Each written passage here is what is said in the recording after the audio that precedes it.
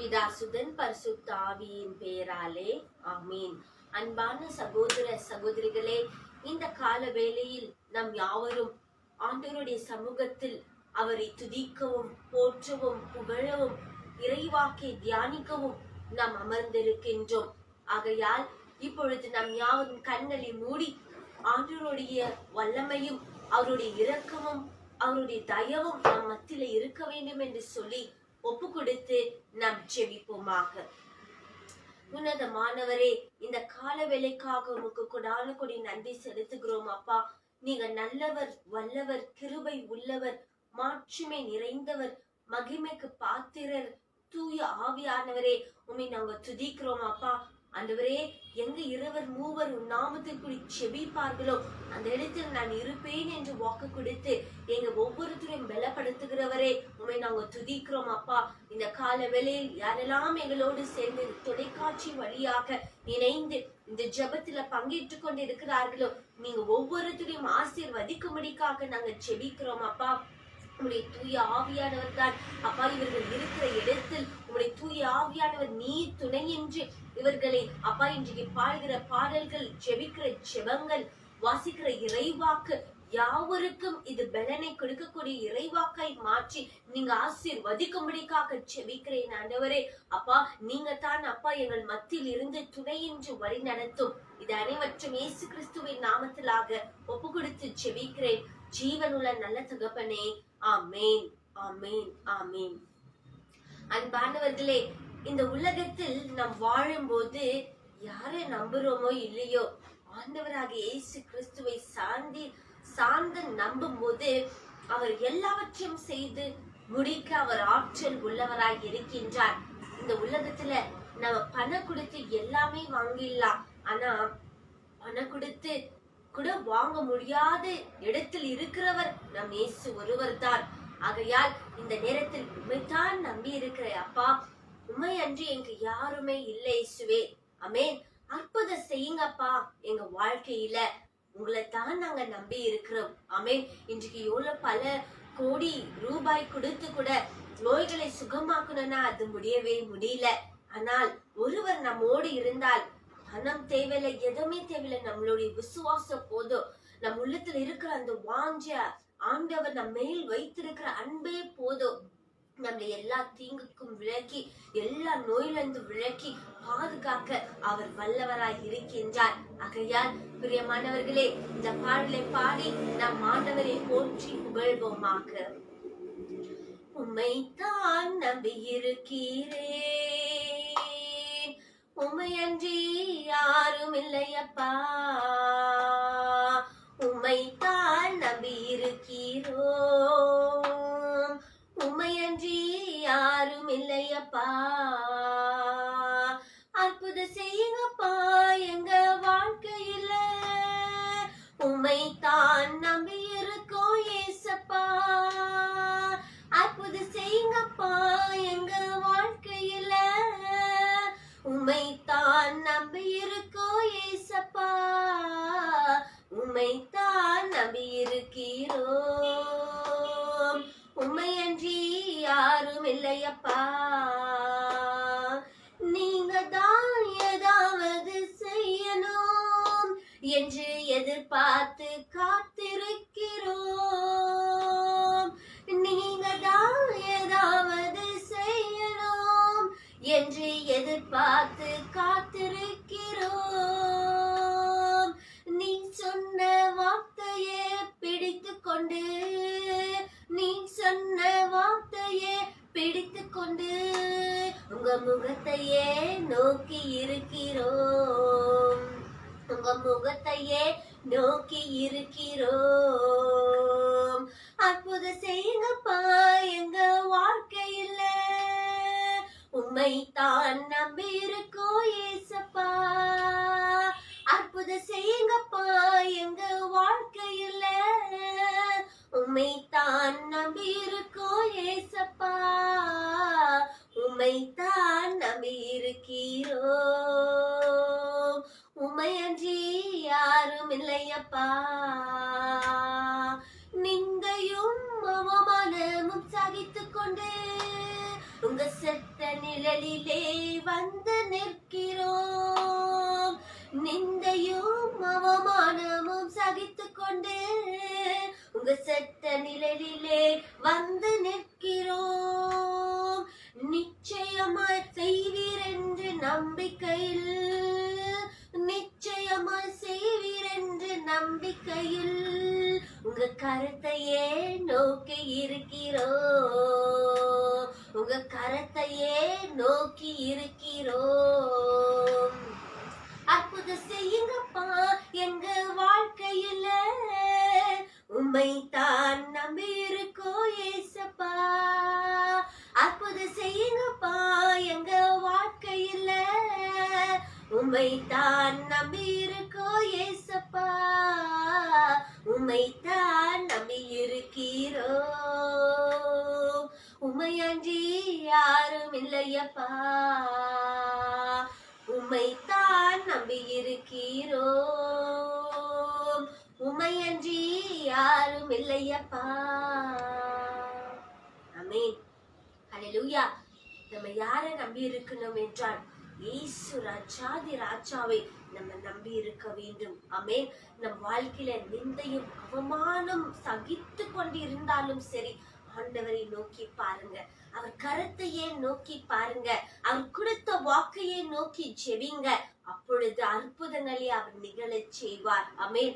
அவர் கொடுத்த வாக்கை நிறைவேற்றுகிற ஆண்டவராய் இருக்கிறார். அவர் மனிதர் அல்ல.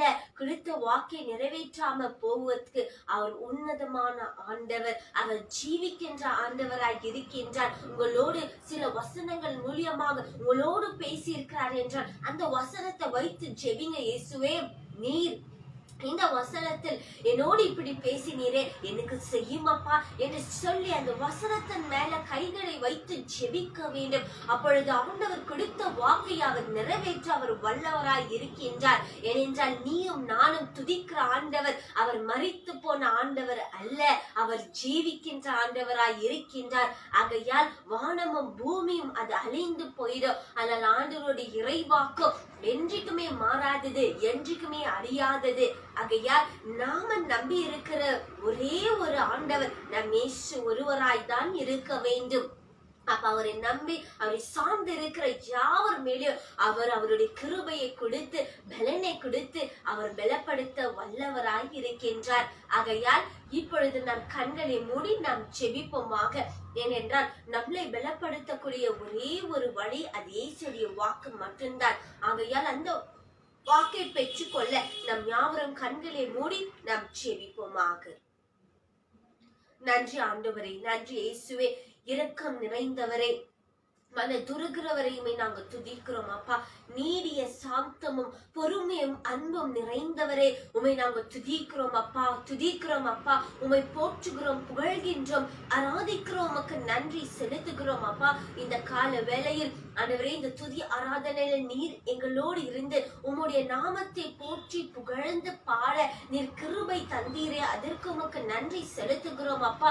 இதோ இப்பொழுது உம்முடைய இறைவாக்கை கேட்கிற இந்த நேரத்தில் ஆண்டவரே, நீர் எங்கள் ஒவ்வொருத்தருடைய செவிகளை திறக்கும்படி செபிக்கிறேன். ஆண்டவரே, உம்முடைய வார்த்தை உள்ளத்துல போகாதபடிக்கு இருக்கிற அனைத்து விதமான தடைகள் இயேசுவின் நாமத்தில் நீர் தகற்றி எறிவீராக ராஜா. ஆண்டவரே, உம்முடைய இறைவாக்குக்கு ஆண்டவரே, உம்முடைய இறைவாக்கு எங்க உள்ளத்துல நொழியாதபடிக்கு இருக்கக்கூடிய தீமைகள், பாவங்கள் அப்பா, எல்லா விதமான இருள்கள் இயேசுவின் நாமத்தில் இப்பொழுது நீர் எடுத்து போடுவீராக ராஜா. ஆண்டவரே, உம்முடைய வாக்கை ஒவ்வொருத்தரும் கேட்கும் போது நீர் இவர்களுடைய செவிகளையும் மனக்கண்களையும் நீங்க திறக்கும்படிக்காக செபிக்கிறேன். ஆண்டவரே, உம்முடைய வாக்குல இருக்கிற ரகசியங்கள், உம்முடைய வாக்குல இருக்கிற உண்மைகளை அறிந்து கொள்ளக்கூடிய அந்த உள்ளங்களை நீர் அப்பா ஒவ்வொருத்தருக்கும் உருவாக்கும்படிக்காய் செபிக்கிறோம். ஆண்டவரே அப்பா, இந்த தொலைக்காட்சி யாரெல்லாம் ஆண்டவரே விடாமுயற்சியோடு ஒவ்வொரு நாளும் பார்ப்பார்களோ இவர்கள் ஒவ்வொருத்தரும் நீங்க ஆசீர்வதிக்கும்படிக்காய் செபிக்கிறோம். யாரெல்லாம் இந்த சேனலுக்கு சப்ஸ்கிரைப் செய்து ஆண்டவரே அநேகருக்கு இதை அனுப்பி கொண்டு இருப்பார்களோ அந்த நல்ல உள்ளங்களுக்காக நாங்கள் கண்ணீரோடு பாரத்தோடு ஜெபிக்கிறோம் அப்பா. ஆண்டவரே, அவர்களுடைய குடும்பங்கள இருக்கிற தேவைகளை ஆண்டவர் நீங்க சந்திக்கும்படிக்காக ஜெபிக்கிறோம் அப்பா. ஆண்டவரே, இவர்களுடைய வாழ்க்கையில எந்த விதமான பிரச்சனைகளோ எந்த விதமான ஆண்டவரே நோய் நொடிகளோ இருக்கும் என்றால் இயேசுவின் நாமத்தில் இப்பொழுது இவர்களுக்கு சுகத்தை கொடுக்க உயிராக ராஜா, சுகத்தை கொடுக்க உயிராக அப்பா. நீங்க செய்ய போற கிருபைக்காக கொடான கொடி நன்றியை ஏறெடுக்கிறோம் அப்பா. நீங்க தான் துணையின்றி பாதுகாத்து பராமரித்து வழி நடத்தும். இது அனைவற்றும் இயேசு கிறிஸ்துவின் நாமத்திலாக ஒப்பு கொடுத்து செபிக்கிறோம் ஜீவனுள்ள பரம பிதாவே. ஆமேன், ஆமேன், ஆமேன். அன்பானவர்களே, ஆண்டவர் ஒவ்வொரு நாளும் அவர் நம்மை நேசிக்கிறவராய் இருக்கிறார். அவருடைய நேசுதல் இருப்பதனால்தான் இன்றைக்கு நாம பல விதமான கொள்ளை நோய் வந்தாலும் ஆண்டவர் நம்மை விசேஷமாய் பாதுகாக்கின்றார். ஆகையால் நீங்கள் யாவரும் இந்த தொலைக்காட்சியை பார்க்கிறவர்கள் ஒவ்வொருத்தரும் இதை யாராவது சப்ஸ்கிரைப் செய்யாமல் இருப்பீர்கள் என்றால் இதை நீங்க சப்ஸ்கிரைப் செய்து அநேக ஜனங்களுக்கு உங்க வாட்ஸ்அப் மூலியமாய், உங்க வாட்ஸ்அப் ஸ்டேட்டஸ் மூலியமாய் அநேகருக்கு இந்த இறைவாக்கை பரவ நீங்க உதவியா இருக்கும்படிக்காக நாங்க கேட்டுக்கொள்கிறோம். உங்கள் வழியாக அநேகர் தொடப்படணும் என்றால் நீங்க இந்த செய்திகளை உங்க வாட்ஸ்அப் ஸ்டேட்டஸ்ல போட்டு அது அநேகர் பார்க்கும் போது ஆண்டவர் அவர்களையும் தொடும்போது உங்களுக்கும் அந்த ஆசீர்வாதம் உண்டாகும். ஆகையால் இதை செய்யற நல்ல உலகங்களுக்காக நாங்க ஒவ்வொரு நாளும் ஜெபிக்கிறோம். ஆண்டவர் உங்களையும் ஆசீர்வதிப்பார். இப்பொழுது நாம் இறைவாக்கை நாம் கேட்போமாக.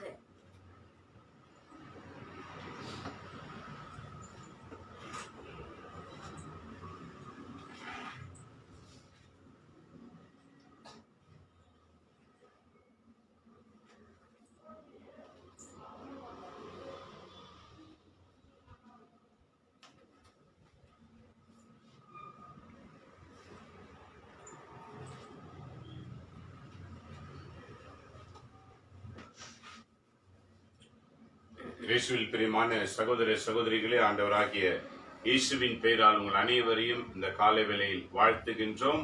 ஒவ்வொரு நாளும் 1 மணி நேரம் தியானம், திருப்பலி வாசக ஒவ்வொரு வாசகங்களை கொண்டு தியானித்துக் கொண்டு இருக்கின்றோம். இன்றைய திருப்பலி வாசக தியானம் என்ற தலைப்பில் ஒவ்வொரு நாளும் 1 மணி நேரம் நாம் இறைவாக்கை தியானிக்கின்றோம். அதே போல் இன்றைக்கு மிக ஒரு விசேஷமான வாக்குகளை நாம் கேட்க போகின்றோம். இன்றைய திருப்பலி வாசகம் நமக்கு என்ன சொல்லுகின்றன?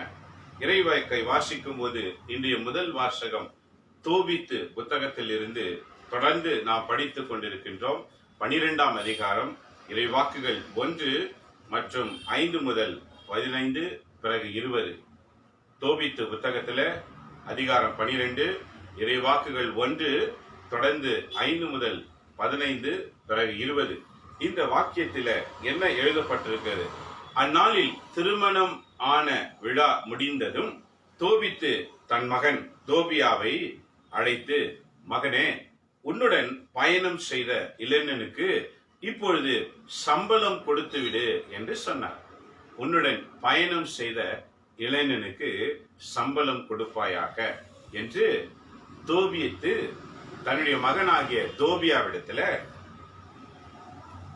இந்த ஒரு செய்தியை தகப்பன் மகனுக்கு சொல்லுகின்றார். உனக்கு உதவியாய் இருந்திருக்கின்றார், உனக்கு பல உதவிகளை செய்திருக்கின்றார், ஆகவே அவருக்கு சரியான கூலியை கொடுத்து அனுப்பு என்று தகப்பன் தன் மகனாகிய தோபியாவுக்கு இந்த செய்தி சொல்லுகின்றார். உரிய தொகையை விட மிகுதியாக கொடு என்று சொன்னார். இன்னைக்கு பாருங்க, நிறைய இடத்துல நாம பார்க்கின்றோம், வேலை செய்வோம், அதற்குரிய தொகையை கொடுக்க மாட்டார்கள். நாம் என்ன வேலை செய்கிறோமோ அதற்குரிய தொகை கிடைக்காது. இது உலகில் இருக்கிற எல்லா இடங்களிலும் நாம் பார்க்கின்றோம். ஏதோ ஒரு சில இடங்களில கடவுள் பயமுள்ள பக்திமான்கள் முதலாளிகள் இருந்தால் அவங்க வேணும்னா கொடுப்பாங்களே தவிர 99% உலகத்துல நாம என்ன வேலை செய்கிறோமோ அதற்கேற்ற கூலி கொடுக்க மாட்டார்கள். காரணம் என்ன என்று சொன்னால், கடவுள் ஒருவர் இருக்கிறார் என்று நம்புகிறார்களே தவிர பண விஷயம் என்று வரும்போது கடவுளை ஒதுக்கி வைத்து விடுவார்கள். ஏனெனில் ஒவ்வொரு முதலாளிகளும் அவர்களுக்கு தான் சேர்த்து வைத்துக் கொள்ள வேண்டும் என்று தீர்மானிப்பார்களே தவிர பணி செய்தவர்களுக்கு சரியான பணம் கொடுக்க வேண்டும் என்று எவரும் தீர்மானிக்க மாட்டார்கள். குறைந்துதான் கொடுத்து அனுப்புவார்கள், குறைந்த சம்பளம் தான் கொடுப்பார்கள். உழைத்த அவர்களுக்கு குறைந்த சம்பளம் தான் கிடைக்கும். ஆனால் இங்கு தோபித்து சொல்லிக் கொடுக்கிறார் பாருங்க. தோபித்து என்ன சொல்லுகிறார்? அவருக்குரிய சம்பளத்தை விட அதிகமாக கொடு. அருமையான விஷயம் பாருங்க. சம்பளம் கொடுத்து விடு, உரிய தொகையை விட மிகுதியாகவே கொடு. அவர் கொடுக்க வேண்டிய சம்பளத்துக்கு மேல போனஸ் என்ற பெயரில் அவர்களுக்கு கொடுத்து விடு. இயேசுவில் அன்பான இறைமக்களே, இன்றைக்கு ஒரு நல்ல தொழிலகத்தை உருவாக்குகின்ற ஒரு சம்பவத்தை ஆண்டவர் சொல்லுகின்றார். ஒரு நல்ல எஜமான் தன்னை நம்பியிருக்கின்ற பணியாட்களுக்கு சரியான ரீதியில கவனிக்கின்றவராக இருக்க வேண்டும். தன்னோடு பணி செய்கிறவர்களை கவனம் செலுத்துகிறவர்களாக இருக்கணும். அவங்க மேல கரிசனை உள்ளவர்களாக இருக்கணும். இது தோபித்துடைய வாழ்க்கையில் இருக்கின்றன. ஏன் தோபித்து வாழ்க்கையில் இருந்தது? காரணம் என்ன?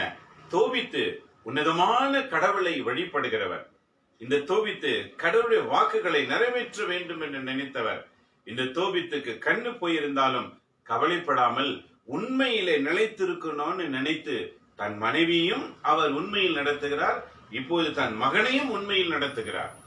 இதான் ஒரு குடும்ப தலைவனுக்கு, அதாவது அந்த குடும்பத்தில் இருக்கிற ஒவ்வொரு தலைவனும் கடவுள் முன் நின்றால் அவன் இப்படிதான் இருக்க வேண்டும் என்று முன் உதாரணமாக தோபித்து தன் வாழ்க்கையில வாழ்ந்து காட்டுகின்றார். இதை கேட்டுக்கொண்டிருக்கிற என் அன்பு கிறிஸ்தவ குடும்பங்களே, இன்றைக்கு ஒவ்வொரு கிறிஸ்தவ குடும்பங்களும் இதை வாசித்து தன் குடும்பங்களை சீர்படுத்திக் கொள்ளணும். குறிப்பாக அந்த வீட்டு குடும்ப தலைவன் இந்த செய்தியை வாசிக்கணும். அந்த குடும்ப தலைவன் யார்? கணவன் பொறுப்பில் இருக்கிறவர், பணிக்கு சென்று வீட்டுக்கு வருகிறவர், எல்லாருக்கும் சரியாய் நடக்கிறதா என்று கவனிக்க வேண்டும். ஏதோ போனோம், ஏதோ வந்தோம், ஏதோ கொடுத்தோம், பாத்துக்கிறாங்க என்று அவ்வாறு இருக்க இயலாது. எங்கேயாவது ஒரு ஞாபக மருதியாக ஒரு சில செயல்கள் நடக்கும். ஆனா தோபித்து பாருங்க, தன்னுடைய மனைவியும் சரியான ரீதியில அவர் இப்படிதான் இருக்கணும்னு சொல்லி கொடுக்கிறாரு. அதே நேரத்துல தன் மகனுக்கும் என்ன சொல்கிறார் பாருங்க, உன்னோடு பயணம் செய்து வந்தவனை வெறுமையாக அனுப்பாத, அவருக்கு கொடுக்க வேண்டிய கூலிக்கு மேல அதிகமாக கொடுத்து அனுப்பு என்று அவர் சொன்னார். பின்பு ரஃபேல், பாருங்க இந்த ரஃபேல் யார்? தோபியாவோடு இளைஞனாக உதவியாளனாக இருந்தவர். பெயர் என்ன? ரஃபேல். ரஃபேல் அழைத்து, நீர் கொண்டு வந்த அனைத்திலும் பாதியை சம்பளமாக கொடுத்து எடுத்துக்கொண்டு நலமே சென்று வருக என்று கூறினார். இப்போ ரஃபேல் தோபியாவுடைய நண்பனாக இருந்த, பயணம் செய்தவர், உதவி செய்தவர், அவருக்கு எல்லா தீங்குக்கும் ஆலோசனை கொடுத்தவர். இப்போது அந்த ரஃபேல் என்ன சொல்லுகிறார் பாருங்க. இவரு தோபித்து அவரை அழைத்து, இதோ உனக்குரிய பாதி சம்பளம், நீயும் என் மகனும் சென்று நீங்க சம்பாதித்து வந்ததில் பாதி உனக்கு நான் கொடுக்கின்றேன். நன்றி மக்களே, இன்றைக்கு எந்த தொழிலாளியாவது, அதாவது எந்த எஜமானனாவது பாதி சம்பளத்தை கொடுக்கிறதை பார்த்திருக்கிறோமா? 10ல் 1 பங்கு தான் கொடுப்பாங்க. நாம வேலை செய்கிறது 10 பாகம் என்றால் அதுல 1 பாகம் தான் நமக்கு சம்பளமாக கிடைக்கும். மீதி 9 பாகம் அதுக்கு இதுக்கு இதுக்கு என்று சொல்லி எஜமானனே முடிந்த அளவுக்கு ஒரு 50% மேல எஜமானனே வச்சுக்குவாங்க. மீதி 50% தான் தொழிலாளிகளுக்கு கொடுக்க வேண்டிய இந்த 50% தான் தொழிலாளிக்கு 1 பாகம், பணியாட்க, பிறகு அங்க இருக்கிற தளங்களுக்கு 1 பாகம், ரெண்ட், பிறகு மெயின்டெனன்ஸ், அது இதுன்னு செலவழிக்க தீர்மானிப்பாங்க. 50% முதலாளிங்க வச்சுப்பாங்க. ஆனால் இங்க என்ன பார்க்கிறோம் பாருங்க, அவங்க சம்பாதித்து கொண்டு வந்ததை 50% நீ எடுத்துக்கொள். மனம் வந்து மகிழ்ச்சியாக தன்னோடு பயணித்தவருக்கு கொடுக்கின்ற ஒரு அனுபவம். என் அன்பு மக்களே, இவை நடக்க காரணம் என்ன? சமமாக கருதுவதற்கு காரணம் என்ன? கடவுளுடைய அன்பு. எவருக்குள் கடவுளுடைய வாக்கு இருக்கிறதோ அந்த வாக்கு தன் எதிரில் இருக்கிறவர்களையும் சமமாக அது சிந்தனை செய்யும், சமமாக நினைக்கும்.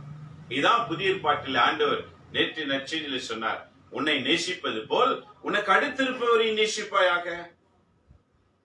உன்னை எப்படி காத்துக்கொள்ள வேண்டும் என்று தீர்மானிப்பாயோ அது போல உனக்கு அடுத்திருக்கிறவர்களையும் காத்துக்கொள்வாயாக. ஆக இது தோபித்து வாழ்க்கையில் இருக்கிறது பாருங்க. தன்னுடைய சம்பாத்தியத்தில் பாதியை ரஃபேலுக்கு கொடுக்கின்றார் தான் வைத்துக்கொள். அப்போது என்ன நடக்கிறது?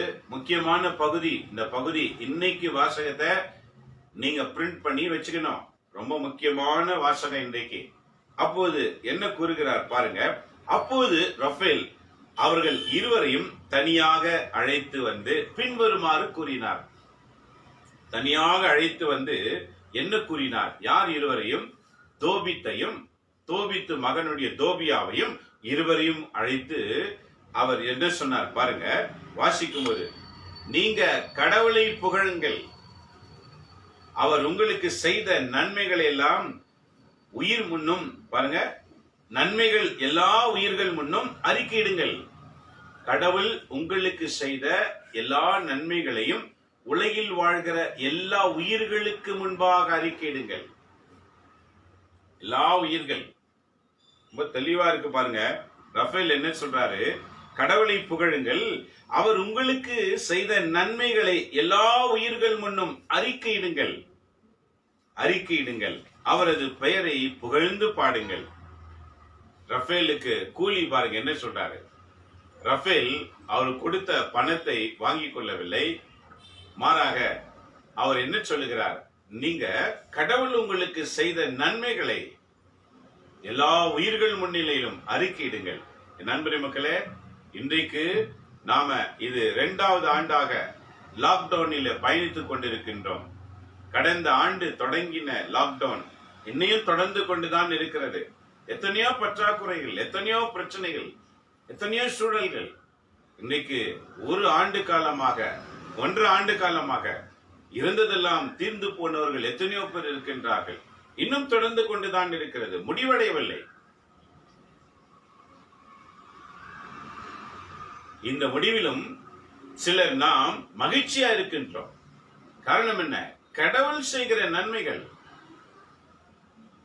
கடவுள் செய்கிற நன்மைகள். இங்கு பாருங்க, தோபித்தும் தோபியாவும் பாதி சம்பளத்தை கொடுக்கும் போது அதை எடுத்துக் கொள்ளுகிற மனநிலை ரஃபேலுக்கு இல்லை.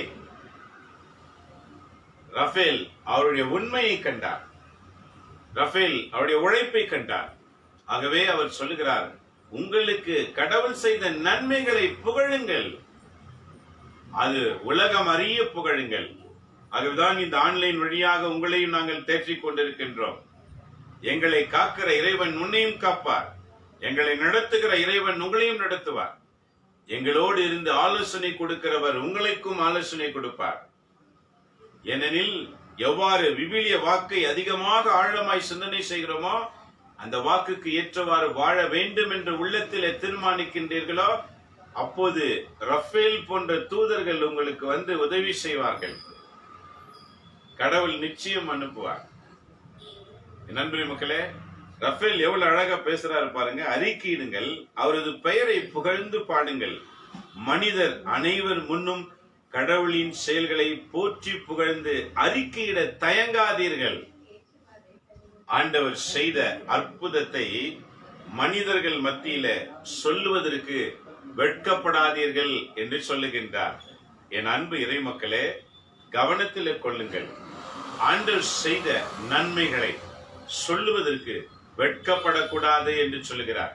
இன்னைக்கு வரைக்கும் உன்னை எவ்வாறு நடத்துகிறார், இன்னைக்கு வரைக்கும் உனக்கு சுகபலத்தை கொடுத்திருக்கிறார், என்னை காத்த இறைவனுக்கு நன்றி என்று சொல்லுகிற எண்ணம் உனக்கு வேண்டும். இருக்கிறது போதும் என்று நினைத்து வாழுங்கள், இருக்கிறதிலே மகிழ்ச்சி அடையுங்கள். இல்லாததை நினைத்து இல்லையே இல்லையே பத்தலையே என்று நினைச்சு வாழாதீங்க. ஆண்டவர் உன் வாழ்க்கையில செய்கிற நன்மைகள் ஒவ்வொரு நாளும் உன் வாழ்க்கை மகிழ்ச்சியா இருக்கின்றது. இதான் ரஃபேல் அவர்களுக்கு சொல்லிக் கொடுக்கின்றார். அனைத்து மனிதர்கள் முன்னும் கடவுளை புகழுங்கள். நீங்க புகழ்கிறது எல்லா மனிதர்களுக்கும் தெரியணும். உன்னுடைய கடவுள் உன்னை ஆசீர்வதித்திருக்கின்றார். ரஃபேல் சொல்லிக் கொடுக்கின்றார். ஆகவே மனிதர் அனைவர் முன்னும் கடவுளின் செயல்களை போற்றி புகழ்ந்து அறிக்கையிட தயங்காதீர்கள். யாரும் தயங்க கூடாது. மன்னரின் ரகசியத்தை காப்பது சிறந்தது. அதுபோல கடவுளின் செயல்களை எடுத்துரைப்பதும் அறிக்கையிடுவதும் அதிலும் சிறந்தது. உலகில் இருக்கிற எது சீக்கிரட் நினைச்சாலும், ஆனா ரஃபேல் சொல்லி கொடுக்கிறார் பாரு, உலகத்துல எது சிறந்தது நீங்க நினைக்கிறீங்களோ அதை விட அதுக்கு மேல கடவுளின் வாக்கு, கடவுளின் செயல் சிறந்ததாயிருக்கின்றது. ஆகவே நல்லதை செய்யுங்கள், நல்லதை செய்யுங்கள், தீமை உங்களை அணுகாது காத்துக் கொள்ளுங்கள். தீமை அணுகாது காத்துக் கொள்ளுங்கள். அநீதியாக சேர்த்த செல்வத்தை உண்மையான மன்றாட்டு சிறந்தது. அநீதியாக சேர்க்கிற செல்வத்தை விட உண்மையாய் மன்றாடுகிற மன்றாட்டு சிறந்தது. நண்பரே மக்களே, தவறான முறையிலே சம்பாதித்து கடவுளை இழப்பதை விட உண்மையாய் சம்பாதித்து உண்மையாய் வாழ்வது சிறந்தது என்று ரஃபேல் தூதன் சொல்லிக் கொடுக்கின்றார். ஆனால் நீதியுடன் இணைந்து தர்மம் அதைவிட சிறந்தது. இன்னைக்கு தர்மம் செய்யறேன்னு போட்டோ போட்டு வீடியோ போட்டு எல்லாருக்கும் காட்டின்னு இருக்காங்க. பாருங்க, நானும் இந்த அரிசி கொடுக்குறேன், நானும் என்ன கொடுக்குறேன், நானும் இதை கொடுக்குறேன், எல்லாத்தையும் கொடுக்குறேன், இதை கொடுக்குறேன், பாருங்க நானும் கொடுக்குறேன், எல்லாரும் பாருங்க பாருங்கன்னு வீடியோ போட்டு காட்டுறாங்க. பாருங்க, ஆண்டவர் சொல்லுகிறார், நல்லா தெளிவா கேட்டுக்கங்க என்ன சொல்லுகிறார் என்று பார்க்கும்போது, ஆனால் நீதியுடன் இணைந்த தர்மம் அதைவிட சிறந்தது. நீதியாய் வாழ்வது நாம் செய்கிற தர்மத்தை விட சிறந்தது. ஏனெனில் இன்னைக்கு யார் வேணாலும் எதை வேணாலும் கொடுத்துடுறாங்க. நீதியோடு வாழ்கிறார்களா? உண்மையாய் வாழணும்னு தீர்மானிக்கிறார்களா?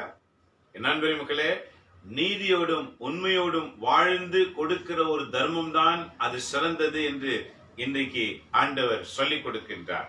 ஆக நாம சிறிதளவு செய்தாலும் பெரிதளவு செய்தாலும் உன்னுடைய வாழ்க்கையில உண்மை என்று ஒன்று இருக்கணும்.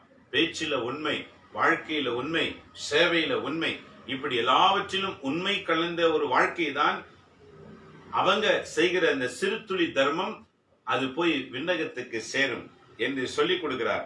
அநீதியாக சேர்த்த செல்வத்தை விட நீதியாக சேர்த்த சிறிதளவு செல்வம் சிறந்தது.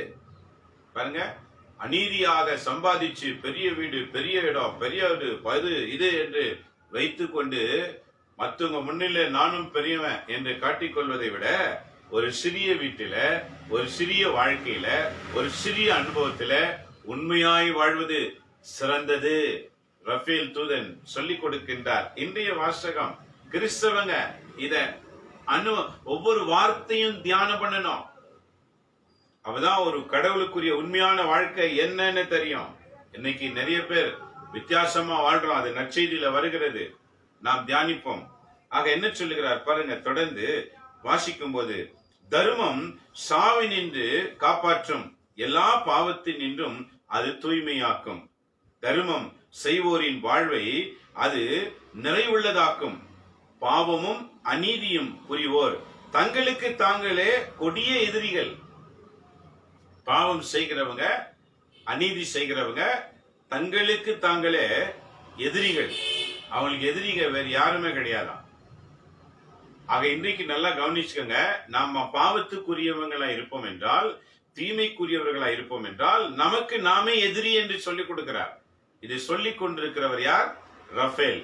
ஆக தொடர்ந்து பாருங்க, வாசிக்கும் போது, பாவம் புரிய அவர்களுக்கு முழு உண்மையையும் உங்களுக்கு எடுத்துரைப்பேன்.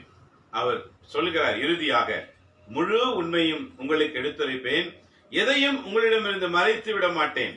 மன்னரின் ரகசியத்தை காப்பது சிறந்தது, அதுபோல கடவுளின் செயல்களை எடுத்துரைப்பது அதிலும் சிறந்தது. கடவுளின் செயல்கள், உன் வாழ்க்கையில் செய்த அற்புதங்கள். ஒருவேளை கொள்ளை நோயே வராமல் நீங்க காக்கப்பட்டிருக்கலாம், ஒருவேளை கொள்ளை நோய் வந்து நீங்க தப்பித்திருக்கலாம், ஒருவேளை கொள்ளை நோய் அனுபவித்துக் கொண்டிருக்கலாம். எது எப்படி இருந்தாலும் கடவுள் உன்னோடு இருந்தால் நீ எல்லாவற்றிலிருந்து விடுபடுவாய். எப்படி தோபித்து கண் போய்விட்டது 4 ஆண்டுகள், அந்த 4 ஆண்டுகளிலும் உண்மையை மட்டுமே அவர் சிறந்தவையாய் நினைத்தார்.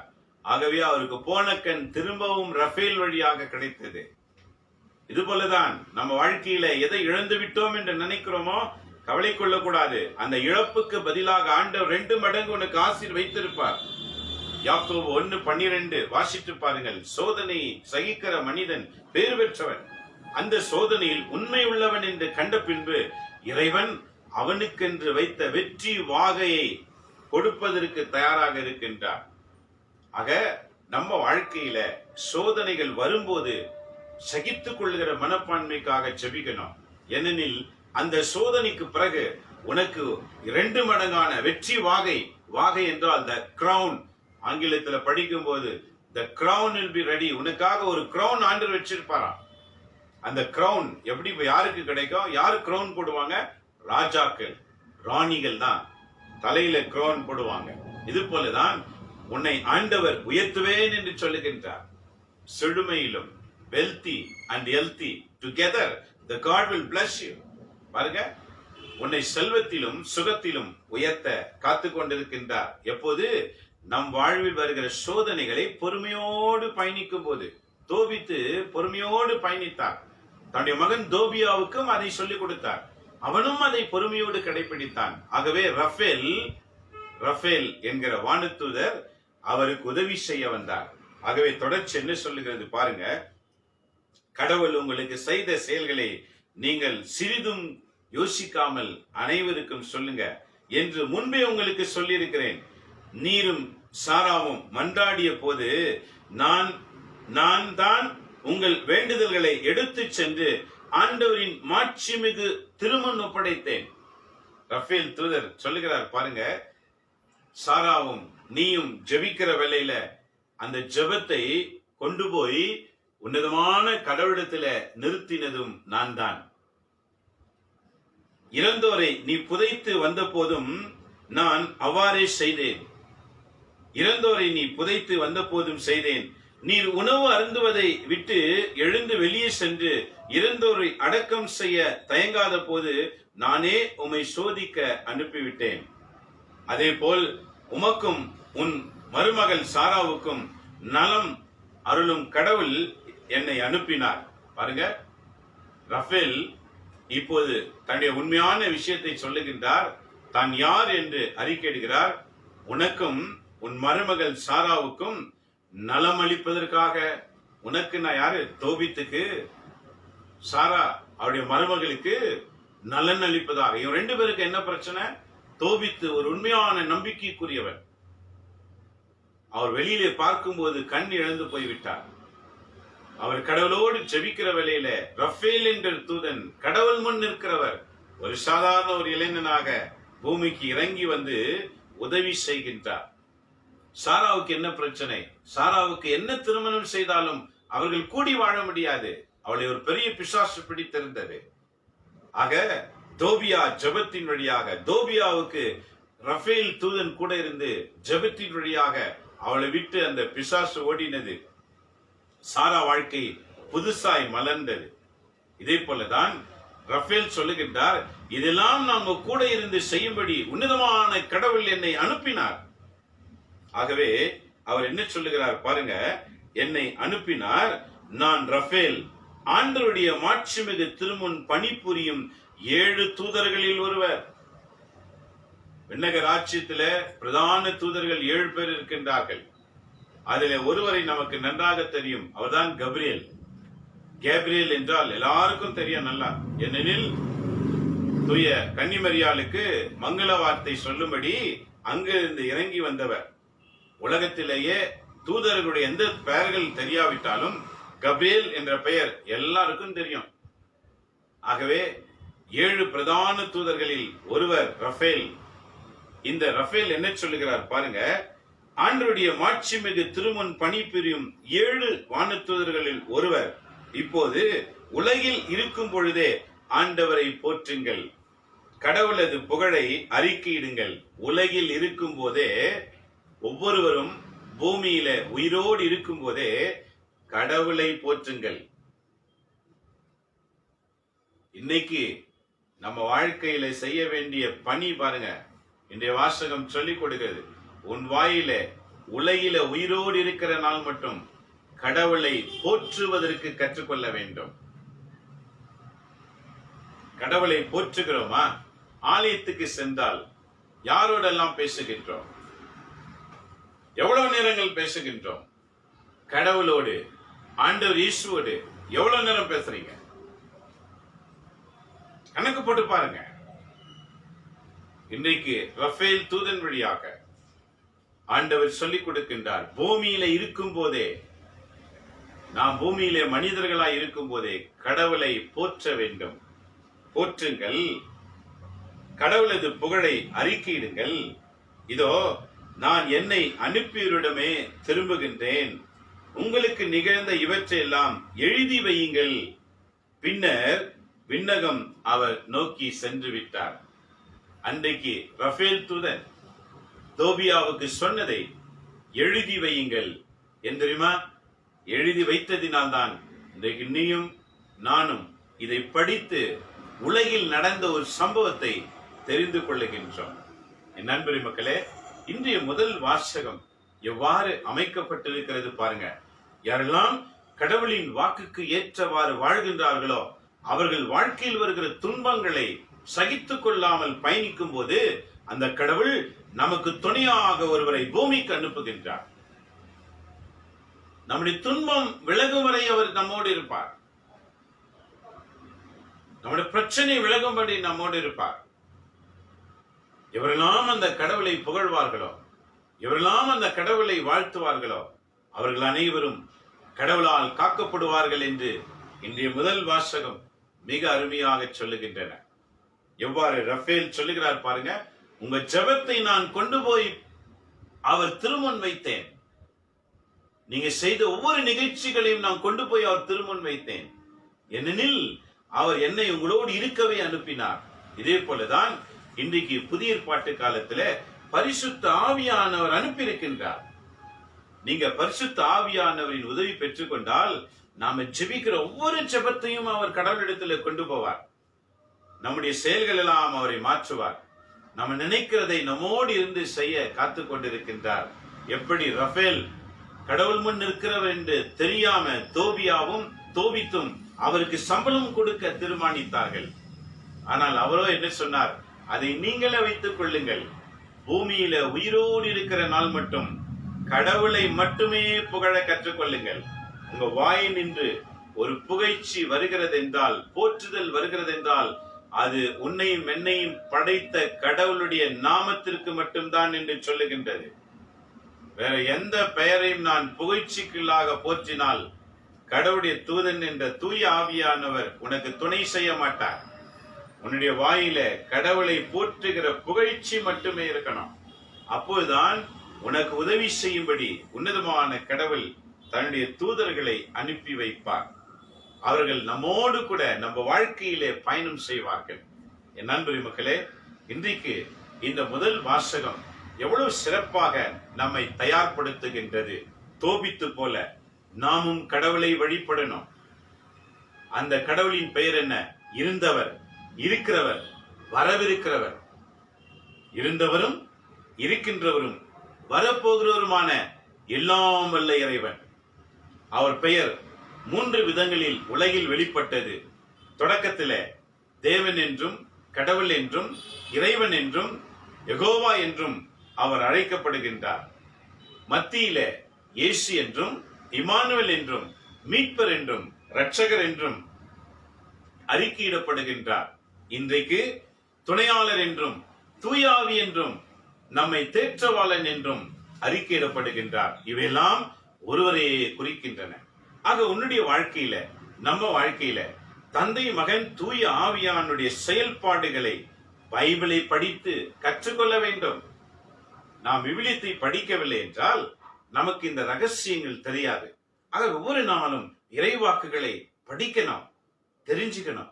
அப்போதுதான் நம்மை காக்கும்படி, நமக்கு உதவி செய்யும்படி துணையாளர் நம்ம கூடவே இருப்பார். அவர் நம்ம கூட இருக்கிற வரைக்கும் எதிராளிகளை எதிர்க்கலாம், பிசாசுகளை விரட்டலாம், கொள்ளை நோய்களை விரட்டலாம். எப்படி தோபியாவோடு ரஃபேல் இருந்த போது தன் மனைவிக்கு பிடித்திருந்த பிசாசு விரட்டப்பட்டது. தோபியாவோடு ரஃபேல் இருந்த போது தன் தகப்பனுடைய குருட்டு பார்வையை நீக்கும்படி உதவியா இருந்தது. இதெல்லாம் தோபியா செய்தார். யார் வழியாக? அவருக்கு துணையாளராக இருந்த தோபியா வழியாக, ரஃபேல் வழியாக. ரஃபேல் தோபியாவுக்கு சொல்லும் போதெல்லாம் தோபியா செய்து கொண்டே இருந்தார். பிசாசு ஓடினது, நோய் குணமானது. இதே போலதான் இன்றைக்கு ஆண்டவர் இயேசு நமக்கு கட்டளையிட்டு இருக்கிறார். கடந்த வாரங்களிலே படித்தோம். என்ன படித்தோம்? தந்தை, மகன், தூய ஆவியின் பெயரால் திருமுழுக்கு கொடுங்கள். நம்பிக்கை கொண்ட நிலையில் திருமுழுக்கு பெற்றோர் பேறு பெற்றோர். ஏனெனில் அவர்கள் பிசாசுகளை விரட்டுவார்கள். கொள்ளும் நஞ்சை குடித்தாலும் சாக மாட்டார்கள். நோயாளிகள் மேல் கை வைக்கும் போது அவங்க குணமடைவார்கள். இது யாருக்கு நடக்கும்? விவிலிய வாக்கை நம்பி படிச்சு இதுக்கு ஏற்றவாறு வாழ்கிறவங்களால மட்டும்தான் நடக்கும். வீட்டுல பைபிள் இருக்கும், சும்மா படிப்பாங்க, புரியவே புரியாது, எடுத்து வச்சுட்டு உனக்கு தெரிந்த ஜெபத்தை சொல்லிட்டு போ. அது கூட ஜெபம் தானே நினைக்காத. விவிலியத்தை வாசித்து படித்து ஜெபிக்கிற அனுபவம் உனக்கு வேணும். இது உனக்கும் எனக்கும் கடவுள் எழுதி வைத்திருக்கிற திருவிவிலியம் பைபிள். இந்த பைபிளை நாம படிக்கலன்னா பிதாவின் ரகசியம் என்ன, ஆண்டவர் இயேசுவின் ரகசியம் என்ன, தூய ஆவியின் செயல்பாடின் ரகசியம் என்ன, ஒண்ணுமே தெரியாது. இவங்க மூவருடைய செயல்பாடுகள்ல தெரியாம நீ என்னதான் ஜெபம் பண்ணாலும் உனக்கு மீட்பு கிடைக்காது. இன்றைய முதல் வாசகத்துல தெளிவாய் சொல்லுகிறார் பாருங்க. ரஃபேல், உனக்கு ஆண்டவர் செய்கிற செயல்களை நீ பூமியில உயிரோடு இருக்கும் போதே கடவுளை போற்றுவாயாக, அவர் செயல்களை மனிதர்கள் முன் எடுத்துரைப்பாயாக. இந்த ரெண்டு செயலும் செய்யதான் ஆண்டவராகிய கடவுள் இந்த பூமியில உன்னையும் என்னையும் வைத்திருக்கின்றார். இதை செய்யாம இறந்து போனால் எவ்வாறு இறை அரசுக்கு செல்ல முடியும்? இறைவன் வாழும் இடம் இறை அரசு. அந்த இறை அரசுக்கு செல்ல வேண்டும் என்றால் இறைவாக்கை நிறைவேற்ற வேண்டும். இவ்வாறு நிறைவேற்றி இறந்தவர்கள் தான் புனிதர்கள். இறைவாக்கை நிறைவேற்றி இறந்தார்கள். இன்றைக்கு நீயும் நானும் இறைவாக்கை நிறைவேற்றாம முன்னோர்களை நினைத்து வாழ்ந்து கொண்டிருப்போம் என்றால் எவ்வாறு விண்ணேற்றம் அடைய இயலும்? கவனித்து பாருங்கள். ரஃபேல் இன்றைக்கு ரொம்ப தெளிவா சொல்லுகிறார். உங்களுக்கு கடவுள் செய்த செயல்களை பூமியிலே உயிரோடு இருக்கும் போதே அவரை போற்றுங்க, மக்கள் இனத்தார் அனைவருக்கும் சொல்லுங்க. இதுதான் நம்முடைய பணி. நண்பரே மக்களே, இதான் இன்றைக்கு நற்செய்தி வாசகத்துல பாருங்க. மார்க் நற்செய்தி 12ஆம் அதிகாரம் 38 44 என்ன உரைக்கின்றார்? அக்காலத்தில் இயேசு கற்பித்துக் கொண்டிருந்த போது மறைநூல் அறிஞர்களை குறித்து கவனமாயிருங்கள். மறைநூல் அறிஞர்களை குறித்து கவனமாயிருங்கள். அவர்கள் தொங்கலாடை அணிந்து நடமாடுவதையும் சந்தை வெளிகளில் மக்கள் தங்களுக்கு வணக்கம் செலுத்துவதையும் விரும்புகிறார்கள். மதிப்பை தேடுகிறார்கள். என்னை பார்த்து எல்லாரும் வணங்கணும், எனக்கு மதிப்பு மரியாதை கொடுக்கணும், நான் பதவியில் இருக்கிறேன், அந்தஸ்துல இருக்கிறேன் என்று மதிப்பு மரியாதையை தேடுகிறார்கள். தொழுகை கூடங்களில் முதன்மையான இருக்கைகளையும் விருந்துகளிலும் முதன்மையான இடங்களையும் பெற விரும்புகின்றார்கள். கைம்பெண்களை வீடுகளை பிடுங்கிக் கொள்ளுகிறார்கள். நீண்ட நேரம் இறைவனிடம் வேண்டுவதாக நடிக்கிறார்கள். அழகான வாக்கு ஆண்டவர் இயேசு சொல்றார். நீண்ட நேரம் வேண்டுவதாக நடிக்கிறார்கள். கடும் தண்டனை தீர்ப்புக்கு ஆளாக இவர்களே காரணம் என்று சொன்னார். பாருங்க, இவர்களுக்கு என்ன இருக்குமா? கடும் தண்டனை. வேண்டுவது போல நீண்ட நேரம். நண்பரே மக்களே, வாழ்க்கையிலே மாற்றுதல் இல்லாமல், நேர்மையான வாழ்க்கை இல்லாமல், அநீதி கெட்ட வாழ்க்கையை மதிப்பையும் தேடி நான் முதன்மையா இருக்கணும் நினைச்சு பயணிக்கின்ற ஒவ்வொருவருக்குமே இந்த நற்செய்தி சொல்லுகின்றது. இவர்கள் எப்படி இருப்பார்கள்? நடிக்கின்றார்கள். கடும் தண்டனை தீர்ப்புக்கு ஆளாக இருப்பவர்கள் இவர்களே என்று அவர் கூறினார். கடும் தண்டனை தீர்ப்புக்கு ஆளாக போவதர்கள் இவர்கள்தான். மதிப்பை தேடுகிறவர்கள், எல்லாவற்றிலும் முதன்மையா இருக்கணும்னு நினைக்கிறவங்க, அடுத்தவர்களுக்கு தீங்கு செய்ய நினைக்கிறவங்க. இன்றைக்கு எத்தனை பேர் இருக்காங்க? முன்னாடி நல்லா பசபசன்னு இருந்து பின்னாடி அவங்க மேல சொல்லிக்கிட்டே இருப்பாங்க. கோல் சொல்லுகிற புத்தி உள்ளவங்க எத்தனை பேர் இருக்காங்க? நான் தான் முதன்மையில இருக்கணும் அப்படின்னு நினைச்சு மற்றவங்க அப்படியே தட்டி வச்சிருக்கிறவங்க இன்னைக்கு எத்தனை பேர் இருக்கிறாங்க? ஆண்டவர் சொல்லுகிறார், நீங்க எல்லாரும் தீர்ப்புக்குள்ளாக வைக்கப்பட்டாயிற்று. ஆகவே இன்றைக்கு நற்செய்தி வாசகங்கள் தெளிவுபடுத்துகிறது. நம்முடைய வாழ்க்கையில மனமாற்றங்கள் மிக அவசியம், இறைவாக்குக்கு ஏற்றவாறு. ஆகவேதான் விவிலியத்தை படிக்கணும். பைபிளை படிக்காம நாம விருப்பம் போல தெரிந்த ஜெபங்களை சொல்லிக் கொண்டு வாழ்வோம் என்றால் மனமாற்றமும் இருக்காது, ஆசீர்வாதமும் இருக்காது. விவிலியத்தை வாசிக்கும் போதுதான் நம்முடைய வாழ்க்கையில மனமாற்றமும் வரும், ஆசீர்வாதமும் வரும். ஆகவே உங்களுக்கு இலவசமான விவிலியத்தை கொடுக்க நாங்க காத்திருக்கிறோம். ஏன் தெரியுமா? படிங்க, தெரிஞ்சுக்கங்க, கடவுளுக்காக வாழ்ங்க. உலகில் நாம் எதுவும் கொண்டு வர இயலாது, எதுவும் கொண்டு செல்லவும் இயலாது. ஆனால் நம்முடைய ஆன்மாவை இறைவனிடத்தில் கொண்டு போக தயார்படுத்திக் கொள்வதற்காக தான் இந்த விவிலிய வாக்கு. ஆகவே தோபித்தோடு எவ்வாறு ரஃபேல் இருந்து அவர்களை நடத்தினாரோ அதுபோல நம்ம வாழ்க்கையிலும் ஆண்டவராகிய கடவுள் நடத்த காத்து கொண்டிருக்கின்றார். ஆக இந்த வழிபாட்டில நாம் பயணிக்க வேண்டும் என்றால், இறை விருப்பத்தின்படி வாழ வேண்டும் என்றால், இறைவாக்கை நிறைவேற்ற வேண்டும் என்றால், நாம் ஒவ்வொருவருமே இறைவனுக்கு பிரியமானதை செய்ய கடமைப்பட்டு இருக்கின்றோம். அதற்கு திரு விவிலியம் வாசிக்க வேண்டும், பைபிள் படிக்கணும். அப்போதுதான் ஆசீர்வாதம் உன்னையும் என்னையும் தேடி வரும். ஆகவே நண்பர் மக்களே, இறைவாக்கை அறிவோம். அதை தொடர்ந்து ஆண்டவர் காணிக்கை பெட்டியை பற்றி சொல்லுகின்றார். இன்றைக்கு காணிக்கை எவ்வாறு பயன்படுகிறது என்று காணிக்கை போடுகிறவர்களும் சரி, காணிக்கை எடுத்து பயன்படுத்துகிறவர்களும் சரி, ஆண்டவர் தெளிவான விஷயத்தை சொல்லுகின்றார். ஏனெனில் அவர் கண்கள் உலோகத்தில் நோக்கமாயிருக்கிறது. கொடுக்கிற காணிக்கைகளை எப்படி பயன்படுத்துகிறார்கள், காணிக்கை கொடுக்கிறவர்கள் எந்த மனநிலையோடு கொடுக்கிறார்கள், ரெண்டையும் கவனிக்கின்றார்.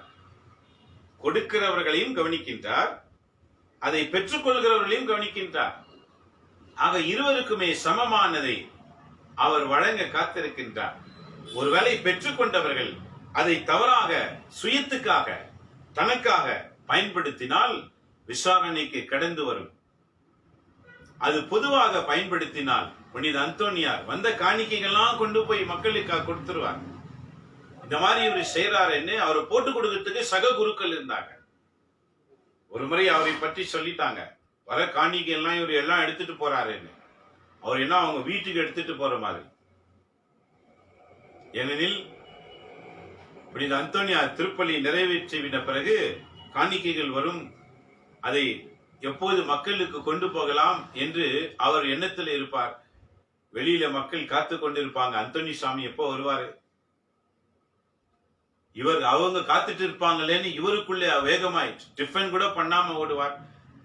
சக குருக்கள் இதை கண்டு தலைமை குருக்களிடத்தில் சொல்லிவிட்டார்கள், இவர் தினந்தோறும் வருகிற காணிக்கைகளை திருடின்னு போறாரு. ஒரு நாள் தலைமை குரு அவரை அழைத்தார். புனித அந்தோனியார் திரைப்படத்தை பாருங்க, சரித்திரம் ரொம்ப முக்கியம். இன்னைக்கு ஏன் புனித அந்தோனியார் எல்லா இடத்திலும் அவரை நினைக்கிறார்கள் என்றால் காரணம் இதுதான். உண்மையான வாழ்க்கை, சிறந்த நற்செய்தியாளர், இறைவாக்கை சிறப்பாக அறிவித்தவர் புனித அந்தோனியார். அவருடைய செய்தி மீன்கள் கேட்டன, மிருகங்கள் கேட்டன. இங்க என்ன சொல்றார் ரஃபேல்? தோபித்துக்கும் தோபியாவுக்கு என்ன சொன்னார்? எல்லா உயிரினங்களுக்கும் கடவுளின் செய்தி அறிவிக்கப்படணும். அது புனித அந்தோனியார் வாழ்வில் நடந்தது. ஆகவே ஒரு நாள் அவர் கொண்டு போகும்போது தலைமை குரு கேட்டார், என்ன கொண்டு போகிறாய்? அவர் சொன்னார், பூ ஆண்டவரே. பூவா? அதை கொண்டு வா பார்க்கலாம். ஆனா உள்ளே இருந்தது பிரெட். அவர் சொன்னது பொய்யா இருந்தாலும் அவர் செய்கிற செயல் உண்மையா இருந்தது. கடவுள் துணையா இருந்தார். நண்பர்களே மக்களே, அவர் கொண்டு போய் கொடுத்தார். அவர் பிரித்து பார்த்த போது அது பூவா இருந்தது. பாருங்க, போட்டு கொடுத்தவன அசிங்கப்பட்டு போயிட்டான். இன்னைக்கு நிறைய பேர் இப்படிதான் பின்னால போய் பின்னடிச்சுன்னு இருப்பாங்க. திருந்தி வாழ கற்றுக்கொள்ளுங்க. எப்பவுமே கடவுள் முன் உண்மையுள்ளவர்களாய் நிற்க இறைவன் நம்மை அழைக்கின்றார். ஆகவே அவன் வெட்கப்பட்டு போனான். அதை மீண்டும் புனித அந்தோனியார் கைக்கு வந்தவுடனே அது பிரெட்டாக மாறிவிட்டது. அதை எடுத்துக்கொண்டு அவர் வேகமாக வெளியே சென்றார். எங்கு சென்றார்? அவங்க வீட்டுக்கு போகல, அவங்க சொந்த பந்தங்களுக்கு போல, நம்பி இருக்கிற மக்களுக்கு சென்றார். காணிக்கை எடுக்கிறவர்களும் கணக்கு விசாரணைப்படும், காணிக்கை கொடுக்கிறவர்களுக்கும் கணக்கு விசாரணைப்படும். ஆக இன்றைக்கு காணிக்கைக்கு பெட்டிக்கு முன் வருகிற ஒவ்வொருவரையும் ஆண்டவர் பார்த்து கொண்டே இருக்கின்றார். எந்த மனநிலையில் காணிக்கை கொண்டு வருகிறார்கள்? ஆக அதில் ஒரு ஏழம்பை, கைம்பெண், விதவை, ஏழை, 2 பணத்தை தான் அவர் வைத்திருந்தாள். ஆக அவர் போட்ட பணத்தை அவர் பார்க்கல, அவருடைய மனதை பார்த்தார். தன்னிடத்திலிருந்து எல்லாவற்றையும் போட்டார். ஆகவே பாருங்க, இன்னைக்கு வரைக்கும் கடந்த 2000 ஆண்டு காலமாய் இந்த பகுதியை படித்துக் கொண்டே இருக்கின்றோம். அங்க எத்தனையோ பேர் போட்டாங்க, அவங்க பேரெல்லாம் இடம் பெறல. இந்த கைம்பெண் விதவை பெண்ணுடைய காணிக்கை மட்டுமே இங்க இடம்பெற்றிருக்கிறது. இந்த ஏழை கைம்பெண் காணிக்கை பெட்டியில் காசு போட்ட மற்ற எல்லாரை விட மிகுதியாய் போட்டிருக்கிறார் என உறுதியாக உங்களுக்கு சொல்லுகிறேன் என்று சொன்னார். எல்லாரும் நினைவு கூறப்படல. இன்னைக்கு பெருமைக்காக பலர் இதை செய் அதை செய் அதை செய், என் பேர் வரணும், என் பேரை சொல்லணும் அனௌன்ஸ்மெண்ட்ல. காணிக்கை போடுகிறதை இன்றைக்கு எத்தனையோ பேர் பார்க்கின்றோம். கைமாறு வண்ணம் கிடைக்காது. உன் மனதிலே தான் எல்லாமே அடங்கி இருக்கிறது. நீ எந்த மனநிலையில் விதைக்கிறாயோ அந்த மனநிலையோடு தான் உனக்கு திரும்பி வரும். பெருமைக்காக நீ எதை செய்தாலும் எல்லாருக்கும் தெரியுற மாதிரி சிலர் காணிக்கை கொண்டு வந்து கொடுப்பாங்க, நானும் கொடுக்கிறேன் அப்படின்னு. அப்போதே உனக்கு எல்லாம் முடிந்து விட்டது. உனக்கு ஒரு ஆசீர்வாதமும் வராது. இன்னைக்கு ஆண்டவர் சொல்லுகின்றார், என்ன பெரியமக்களே, விவிலியத்தை படிக்கும் போதுதான் நாம செய்கிற சின்ன சின்ன தவறுகள் நமக்கு எந்த அளவுக்கு ஆசீர்வாதத்துக்கு தடையாயிருக்கிறது என்று நமக்கு தெரிய வருகின்றன. ஆகவே மறைநூல் அறிஞர்களைப் போல வெளிவேடக்காரர்களாக வாழாமல் ஒரு நல்ல கிறிஸ்தவர்களாக வாழ வேண்டும் என்றால், உண்மையின் கிறிஸ்தவர்களாய் வாழ வேண்டும் என்றால் தூய ஆவியின் அனுபவம் தேவை. இந்த தூய ஆவியானவர் உன்னுடைய வாழ்க்கையில அற்புதங்களை செய்வார். உன்னை கொண்டு பல காரியங்களை செய்வார். அப்போது நீ எப்படி இருப்பாய்? அமைதியாக, இறைப்பணியில ஆர்வமாக வாழ்ந்து கொண்டிருப்பாய். இது தூய ஆவியானால் வழிநடத்துவது. எல்லார்கிட்டையும் போய் நான் எனக்கும் தெரியும்னு காமிச்சிக்கிறது கிடையாது. என்ன ஒரு பொறுப்பு கொடுத்தாக்கா பெருசா கொடுத்தது போல, பொய்யில உன் கையில கொடுத்தது போல எல்லாம் நினைச்சுக்க கூடாது. அந்த கொடுக்கப்பட்ட பொறுப்பில உண்மையுள்ளவனாய் வாழ்கிறாயா என்று கடவுள் பார்த்து கொண்டிருக்கிறார். ஜாக்கிரதை. உன் கையில ஒரு பொறுப்பு கொடுத்தது என்றால் அதை கடவுள் கவனித்துக் கொண்டிருக்கிறாய். நீ எந்த சேவையில செய்கிறாய், எந்த ஒரு பொறுப்பு இருந்தாலும் சரி. என் அன்பு மக்களே, கிறிஸ்தவர்கள் கிறிஸ்துக்குரியவர்களா வாழணும்னு ஆண்டவர் இன்றைக்கு கற்றுத் தருகின்றார். உயிரோடு இருக்கும் போதே கடவுளை புகழ்ந்து கடவுள் வார்த்தைக்கு ஏற்றவாறு தன் வாழ்க்கையை அமைத்துக் கொள்ளவில்லை என்று சொன்னால் இறந்த பிறகு அந்த ராஜ்யத்திற்கு போகவே முடியாது. அப்ப கடவுளின் குணங்களையும் கடவுளின் செயல்களையும் இந்த பூமியில் செய்யல திருவிவிலியம் பைபிளை படிக்கணும். பைபிளை படித்து இதற்கு ஏற்றவாறு வாழ நம்மை மாற்றிக்கொள்ளணும். படித்து பாருங்கள், அறியாமையினால் எத்தனை தவறு நாம செய்கிறோன்னு நமக்கு இது கற்றுக் கொடுக்கும். படிக்க பாருங்கள், படித்து பாருங்கள். ஆகவே விவிலியத்தை படிப்போம், இறைவாக்கை நிறைவேற்றுவோம், ஒரு நல்ல கிறிஸ்தவர்களாக வாழ்வோம். இறைவன் நம்மை தொடர்ந்து ரஃபேல் தோபியாவோடு இருந்து நடத்தினது போல தூய ஆவியானவர் நம்முடன் இருந்து நோய்களை குணமாக்குவார், பிசாசுகளை விரட்டுவார், நம்முடைய ஜெபத்தை அவர் கொண்டு போய் கடவுளத்தில் நிறுத்துவார். அற்புதங்கள் நிகழும். ஏனெனில் இறைவாக்குக்கு ஏற்றவாறு நம்மை மாற்றிக்கொண்டால் அந்த செயல் நடக்கும். இறைவாக்குக்கு ஏற்றவாறு நம்மை மாற்றவில்லை என்றால் நாம் பெருமைக்காக செய்து கொண்டிருப்போம். அது பூமியோடு அழிந்து போய்விடும். ஆகவே இறைவாக்கை அறிவோம், இறைவாக்குக்கு ஏற்றவாறு வாழ தீர்மானிப்போம். இறைவனை பூமியில் இருக்கும் போதே என் வாயில அவர் புகழை தவிர வேறு எதையுமே போற்ற மாட்டேன் என்று நீங்க தீர்மானிக்கணும். அப்போதுதான் அவர் உனக்கு உதவி செய்வார். ஆகவே அன்றைக்கு ரஃபேல் வந்தார், இன்றைக்கு தூய ஆவியானவர், இன்று பரிசுத்த ஆவியானவர் நமக்கு உதவி செய்ய காத்திருக்கிறார். உதவி பெற்றுக்கொள்வோம், இறை மக்களாக வாழ்வோம், இறையரசுக்கு செல்வோம். ஆகவே கண்களை மூடி நாம் செபிப்போம். எங்களை நேசிக்கிற எங்க அன்பு தகப்பனே, இந்த வேலைக்காக உம்மை போற்றுகின்றோம். பூமியில எங்கள் அனைவரையும் நீர் நினைவு கூர்ந்தீரே, உமக்கு நன்றி செலுத்துகின்றோம். தலைமுறை தலைமுறையாய் ஒவ்வொருவரை நீ தேர்ந்து கொண்டு வருகிறீர். அதுபோல இன்றைய தலைமுறையில எங்களை நீங்க நினைவு கூர்ந்தமைக்காக உமக்கு நாங்க நன்றி செலுத்துகின்றோம். என்னோடு இணைந்து ஜெபிக்கிற இறைவாக்கு கேட்ட ஒவ்வொருவரையும் நீர் ஆசீர்வதியும். இன்றைக்கு தோபித்து குடும்பத்தோடு ரஃபேல் தூதன் உதவி செய்தது போல இன்றைக்கு எங்கள் குடும்பங்களோடு தூய ஆவியானவர் உதவி செய்து எங்கள் குடும்பங்களை நடத்தும்படிக்காக நாங்கள் செபிக்கிறோம். எங்களோடு இணைந்து செபிக்கிற ஒவ்வொரு குடும்பங்களையும் நடத்தும், இறை பணியாளர்களை நடத்தும், இறைவாக்கில் இருக்கிறவர்களை நடத்தும். இறை பணியில யார் யாரை தேர்ந்து கொண்டு பயன்படுத்துகிறீரோ அவங்க ஒவ்வொருவரும் கூட இருந்து நடத்தும். ஒவ்வொரு கிறிஸ்துவ குடும்பங்களை மாற்றும். எல்லா கிறிஸ்துவ குடும்பங்களும் கிறிஸ்து என்னை அழைத்திருக்கிறார் என்ற உணர்வோடு பயணிக்க என் ஆண்டவர் மனநிலைகளை மாற்றுமாறு நோக்கி செபிக்கின்றோம். உமக்கு விரோதமான செயல்கள் கிறிஸ்துவிடத்தில் இருக்கும் என்றால் அவைகளை பிடுங்கி எறியும் ஆண்டவரே. நாங்கள் அனைவருமே உமக்கு பிரியமாக வாழ்கிற அந்த அனுபவத்தை எங்களுக்கு தாரும். உமக்கு பிடிக்காத குணங்களை எங்களிடத்திலிருந்து பிடுங்கி போடும். எங்களை குணமாக்கி காத்துக்கொள்ளும். நீரே எங்களோடு இருந்து நடத்துமாறு எங்களை சிறந்தாழத்தை சமர்ப்பணித்து நாங்கள் செபிக்கின்றோம். உடைய கரம், உடைய ஆசீர்வாதம் எங்கள் அனைவரோடு கூட இருப்பதாக. கொள்ளை நோயில் பாதிக்கப்பட்டவர்களுக்காக வேண்டுகிறோம். ஆண்டவரே, இன்றைக்கு ஒவ்வொருவரையும் நீர் விடுதலை செய்வீராக. குருட்டுத்தனமான வாழ்க்கையை வாழ்ந்து கொண்டிருக்கிறவர்களுக்காக செபிக்கிறோம். ஆன்ம கண்களை திறந்திருவீராக.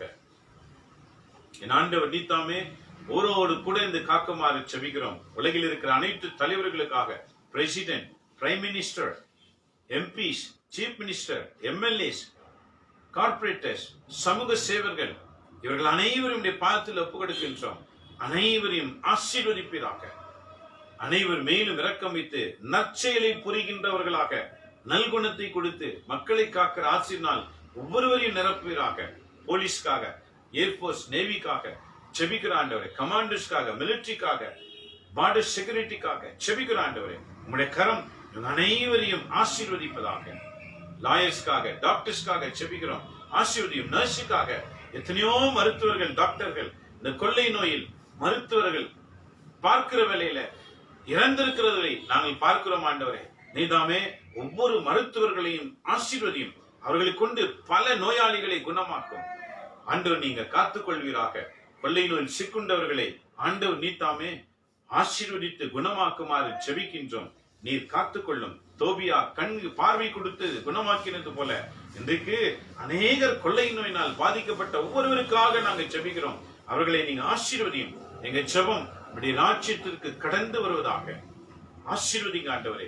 நீதாமே எல்லாரையும் காத்து நடத்துமாறு, நீதியின் வழியில் நடத்துமாறு எங்கள் ஆண்டவர் கிறிஸ்து வழியாக மன்றாடி உமது அருளையும் ஆசிரையும் உமது பெயரால், உமது ஆசீர்வாதத்தினால் நாங்கள் அனைவருமே பெற்றுக் கொள்கிறோம். எங்க நல்ல பிதாவே, ஆமேன், ஆமேன். இயேசுவில் அன்பானவர்களே, இன்றைய முதல் வாசகத்தில் படி பூமியில் உயிரோடு இருக்கிற நாள் மட்டும் கடவுளை புகழ்வோம். கடவுளின் செயல்களை உலகத்தில் இருக்கிற எல்லாருக்குமே சொல்லுவோம். அப்போது இறைவன் நம்முடன் இருந்து உன்னையும் காப்பார், உன்னை சூழ்ந்திருக்கிற எல்லா மக்களையும் உன் வழியாக காக்க வல்லவராய் இருக்கின்றார். ஆகவே இறைவனுக்காக வாழ்வோம், இறைவாக்கை நிறைவேற்றுவோம். இறைவன் உங்களோடு கூட இருப்பாராக. இன்றைய வாசகங்கள் தோபியாஸ் 12ஆம் அதிகாரம் 1 முதல் மற்றும் 5 முதல் 15 பிறகு 20.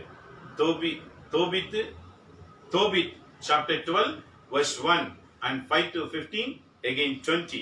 இன்றைக்கு பதிலுரை பாடல் அதே தோபித்து 13ஆம் அதிகாரம் 2 முதல் 8 வாக்கியங்கள். Today's response reading Tobit chapter 13 verses 2 to 8. In today's gospel reading Mark chapter 12 verse 38 to 44. இந்த நற்செய்தி வாசகம் மார்க் நற்செய்தி 12ஆம் அதிகாரம் 38 44 படிங்க. இறை மக்களாக பூமியில வாழ்வோம். நாம் எதை செய்தாலும் கடவுளுக்கு பிடிக்குமா என்று நினைத்து செய்வோம். அது அவர் பார்வையில் விலையேற பெற்றதாக இருக்கும். ஆக தற்பெருமைக்காக எதையும் செய்யாதீங்க. அது பூலோகத்தோடு முடிந்துவிடும். கடவுளுடைய அன்புக்காக செய்யுங்க. வலது கை செய்வது இடது கை அறியாதிருக்கட்டும் என்று சொன்னார். ஆகவே உடல்ல இருக்கிற அந்த 2 கைக்கே தெரியக்கூடாதுன்னா நீங்க போட்டோ போட்டு வீடியோ போட்டெல்லாம் நான் இது செய்யறேன் அது செய்யறேன்னு காமிச்சா எப்படி தெரியும்? அது பூலோகத்தோடு முடிந்து விடும். ஆகவே தர்மம் செய்யும் போது ஆண்டவரை நினைத்து மறைவாய் செய்யுங்கள். விண்ணகத்தில் இருக்கிற ஆண்டவர் உனக்கு நிறைவானதை நிச்சயம் கொடுப்பார். இதான் நாங்களும் செய்கிறோம், நீங்களும் செய்யுங்க. இறைவன் உங்களோடு இருப்பாராக. மீண்டும் நாளை காலை சந்திப்போம். நாளை 12 மணிக்கு இந்த நிகழ்ச்சி உங்களோடு கூட இருக்கும். ஞாயிற்றுக்கிழமை நாளை தினத்துல 12 மணிக்கு மீண்டும் உங்கள் மத்தியில கடந்து வருவோம். இறைவன் நம் அனைவரையும் காப்பாராக. எல்லாமல்ல இறைவன் தந்தை, மகன், தூய ஆவியின் பெயராலே ஆமென்.